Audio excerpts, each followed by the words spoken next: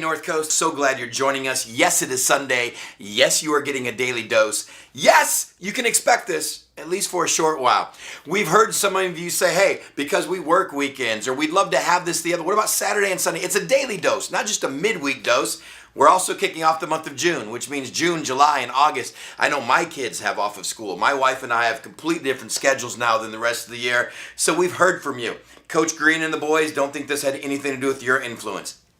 But for many of you that say, can we have this on the weekends? It's not supposed to take the place of church, but we're going to give you June, July, and August throughout the summer, weekend daily doses, 7 days a week, no extra charge to you. We're going to pick that up and cover it all. You've been hearing our incredible staff. Thanks, by the way, for your giving, for your offering, for your tithing that allows us to have such an incredible staff. The last few months talking about their favorite Old Testament stories. We're switching gears for the summer, and we're going to do our favorite stories of Jesus. Favorite stories from the Gospels. It's a big churchy word that just means good news. 4 Gospels, 4 books in the Bible that cover the life and teaching of Jesus. Matthew, Mark, Luke, and John.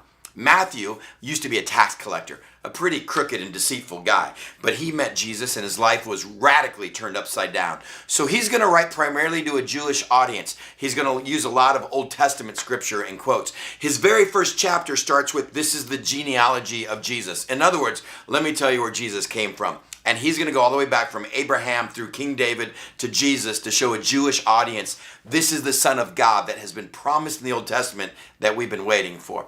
Luke is a doctor. He's a Gentile, probably the only non-Jewish writer in the New Testament. His goal, he says in verses 1 and 2 of the book of Luke, I'm going to go back and talk to all the eyewitnesses and give you a detailed account so you can know for sure who this Jesus was. So as a doctor, he's going to give us more medical descriptions than any other of the Gospels, but he's going to give us a ton of detail so we can see who Jesus was as Son of God and why he came and how to follow him. Now John's going to write his book decades later. After Matthew, Mark, and Luke are already being used by the church, he's going to cover very little of their information because he already knows it's widely being used. He's going to bring us the most theological approach to who Jesus is. He's going to start his book and just simply say, in the beginning was the Word, and the Word was with God, and the Word was God, and he was with God in the beginning. He's going to go back and show us how Jesus was both man and Son of God, and what faith looks like following him. He doesn't do any of the parables or stories of Jesus, only covers 7 miracles, but strictly gives a deep dive into Jesus' claims and teaching and what it means then to surrender a life and follow him. And in the middle of that is Mark, my favorite. And this is where we start our teachings on the book of Jesus and the life of Jesus. Mark's probably my favorite because it's the shortest of all the books. That lets you in on a little bit of my reading potential and capabilities. It reads like a USA Today newspaper, little snippets, articles, stories, action-packed miracles.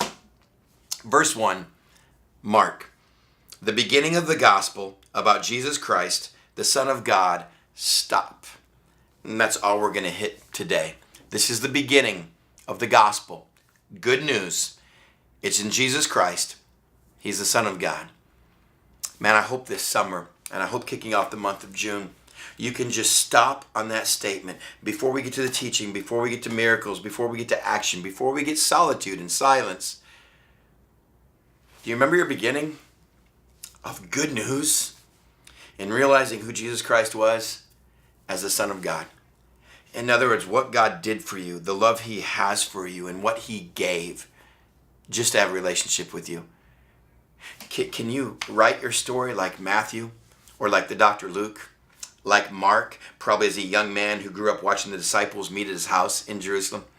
Can you write a theology like John? I'm not saying write Bible. Can you go back to a time and say, this is who I was BC and AD. This is who I was before Christ and now who I am.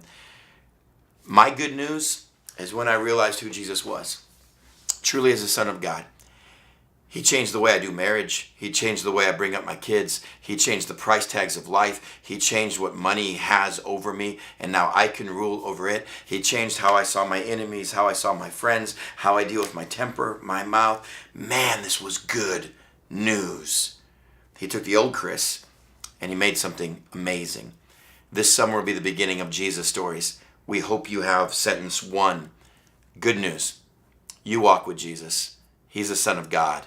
And that changes everything. And Jesus' first words, well, I'll share those with you tomorrow.